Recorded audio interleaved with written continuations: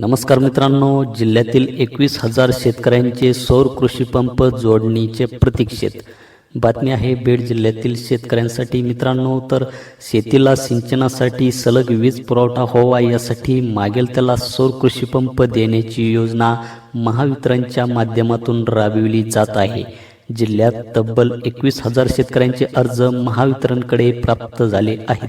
मात्र काही ठिकाणी एजन्सीकडून उशीर होत आहे, तर काही शेतकऱ्यांनी 10% रक्कम भरलेली नाही. त्यामुळे 21,000 सौर कृषी पंप जोडणीचे प्रतीक्षेत आहे.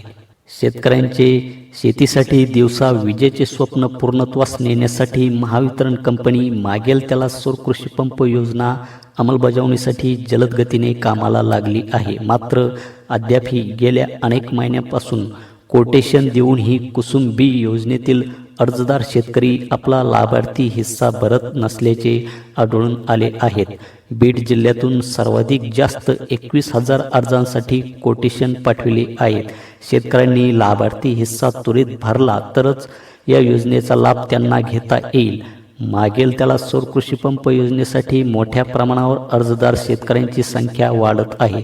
त्यामुळे कोटेशन पाठवूनही अद्याप लाभार्थी वाटा न भरल्यामुळे अर्ज रद्द करण्याची प्रक्रिया राबविल्या जाऊ शकते. जे शेतकरी त्वरित लाभार्थी हिस्सा भरतील त्यांना प्राधान्याने सौर कृषी पंपाचे वाटप केले जाणार आहे. या योजनेत शेतकऱ्यांना प्रधानमंत्री कुसुम योजनेत केंद्र सरकारकडून 30% तर राज्य सरकारकडून 60% अनुदान मिळते. त्यामुळे केवळ 10% रक्कम भरून सिंचनासाठी कृषी पंपासह संपूर्ण संच मिळतो. अनुसूचित जाती व अनुसूचित जमातीच्या शेतकऱ्यांना केवळ 5% लाभार्थी हिस्सा भरावा लागतो. तर मित्रांनो, अशाच प्रकारच्या नवीन अपडेटसाठी आपल्या चॅनलला सबस्क्राईब करून बेल आयकॉन प्रेस करा. धन्यवाद.